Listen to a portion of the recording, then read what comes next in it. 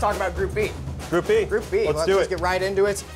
Spain, Netherlands, Chile, Australia. If it hadn't been for Australia, this could very well be a group of death. These are headed by Spain and Netherlands was their World Cup final in 2010. And you know, you got Xabi Alonso. And they're playing their first game in their group. And so it'll be interesting to see how that plays out, where everybody kind of comes in healthy and fit and excited to get a result. And I can't emphasize enough how important it is to win that first game, because if you can get full 3 points in the first game, it really takes some pressure off to have to get it, you know, maybe in that last game, winner-take-all situation I found myself in the 2006 World Cup. You drop those points and you're like, we need something in game 2. If we don't get any points in the first 2 games, we're not even going to qualify. Spain, of course, coming off a historic run, consecutive Euro championships, plus the World Cup, won 3 major international tournaments in a row. First time that's ever happened. The last time a team won back-to-back World Cups, 58 and 62. That's right, Brazil. That's right. So it seems unlikely that as their core of incredibly talented players, Cesc Fabregas, Xabi Alonso, David Villa,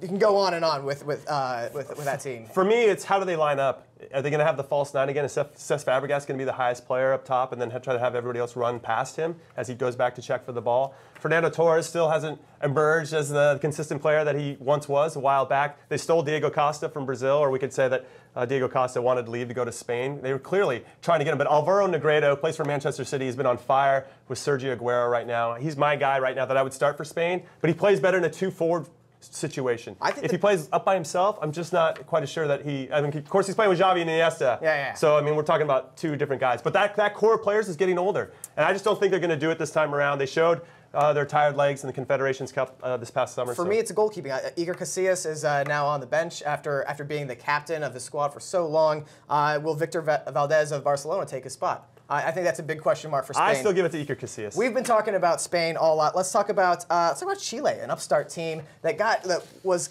I think, would have been an easy, a surefire trip to the round of 16. But this is a tough draw for them. They play such an exciting, high-pressure 3-4-3 attack. Very pressing, very pleasing to watch. And of course, they have one of the best players in the world. I know that you love him. Yeah, Arturo Vidal. Yeah. Arturo Vidal. He plays for Juventus. He's pulling the strings. He's 23-year-old. He's going to end up taking for Andrea Pirlo. They're my dark horse. They're like the Belgium of South America. I think they're going to end up getting. Well, I don't know if they're going to get through this group, man. This is a tough one. It's a tough one. I wanted to say they're going to get through their group, but I just don't know anymore because the Netherlands are very, very tough. But they got Alexis Sanchez. He does the business for Barcelona. He stepped up when Messi's been hurt. I mentioned earlier that he played for Colombia. That was a little tough one for me there. But I just get so excited about talking to all these players. Chile is still my dark horse. If they can get a result, they're going to play against, who are they playing against first? Australia first. You got to expect they're going to get 3 points there. And that really sets the tone for the rest of the tournament. Yeah. Socceroos are going to have a tough go of it. Of course. Sorry, Socceroos. Having a cup of coffee at the World Cup this time. Netherlands, we have to say, Arjen Robben, RVP, fantastic attacking players. Although the Netherlands didn't get out of the group stage at the Euro 2012, after that, making that to the World Cup final, is this team, do they have enough power to get through? They're loaded with talent. Let's go. Let's just. I know that we want to talk about it, but we got to get to the prediction. We only have so much time. Okay. Give me your prediction for the teams coming out of this group. I love Arturo Vidal. I love what Chile's all about, but I think I'm going to go with the favorites here. I think Spain and Netherlands are going to get through the group. I'm going to favor the South American team playing in Brazil. I know. I wouldn't go against. I say Spain and Chile make it through. Okay. Yep. I respect that. There you go.